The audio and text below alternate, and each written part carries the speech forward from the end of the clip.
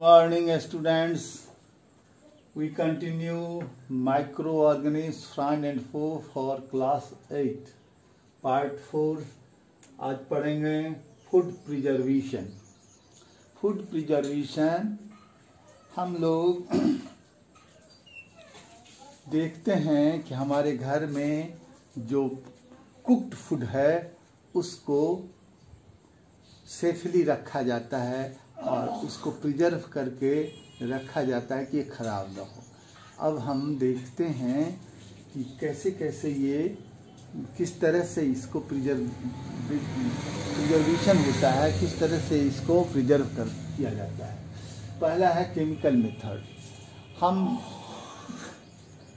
देखते हैं कि घर में जो कुक्ड फूड है या कुछ पिकल्स हैं, जो कुछ पिकल्स हैं उसको प्रिजर्व करने के लिए साल्ट डाला जाता है, कुछ जैम वगैरह है, स्क्वैश है, उसमें शुगर डाला जाता है। और पिकल्स में हम केमिकल का भी यूज करते हैं, कुछ एसिड का भी यूज करते हैं। अब केमिकल का यूज करते हैं जैसे सोडियम बेंजोएट।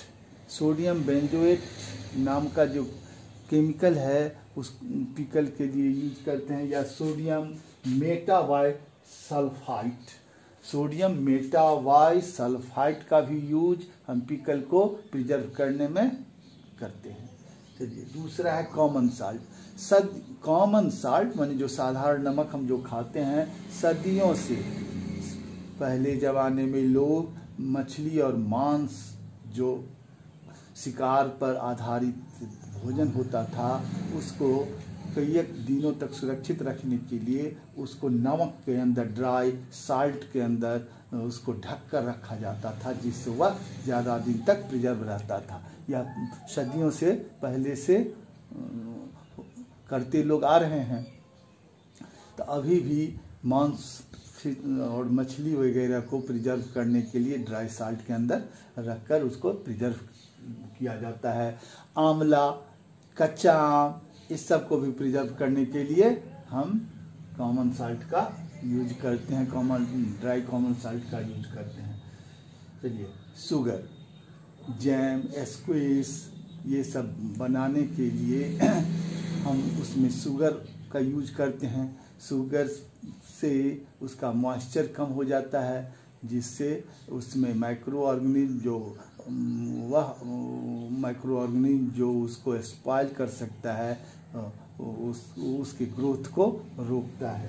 तो शुगर भी एक अच्छा प्रिजर्वेटिव है और इस सब को हम प्रिजर्वेटिव्स कर सकते हैं। चलिए, बाय वाइल एंड वाइनेगर,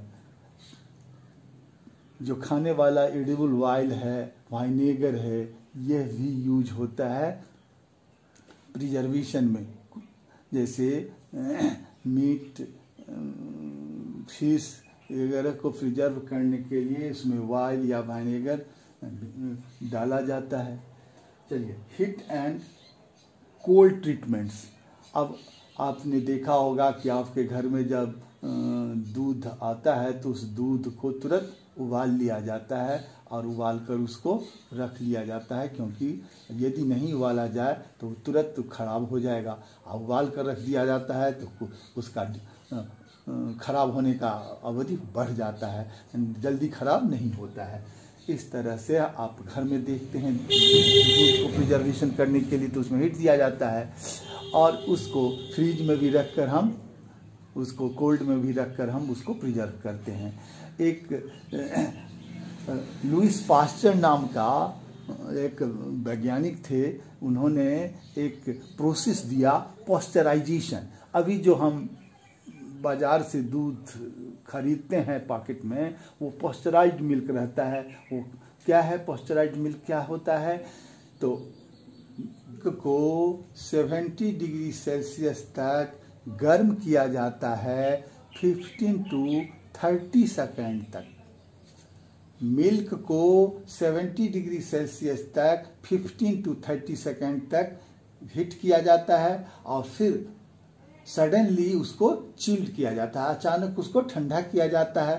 तो इस तरह के प्रोसेस का नाम है पॉस्चराइजेशन, जिसके कारण दूध लंबी अवधि तक सुरक्षित रहती है और उसको ठंडे जगह पर रखकर उसको ज़्यादा देर तक सुरक्षित रखा जाता है, और जिसका खोज लुईस पास्चर ने किया था और उस प्रोसेस का नाम है पॉस्चराइजेशन। आजकल बहुत सारे ये जो ड्राई फ्रूट्स हैं वो पैकेट में आता है,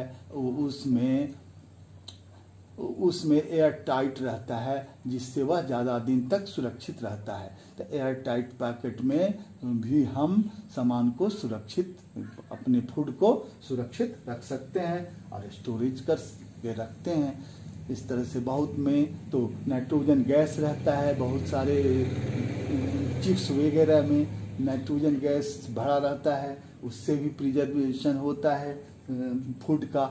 इस तरह से हम देख रहे हैं कि फूड प्रिजर्वेशन जो है वह भी एक महत्वपूर्ण तरीका है जिसको हम अपने फूड को ज़्यादा देर तक प्रिजर्व रख सकते हैं।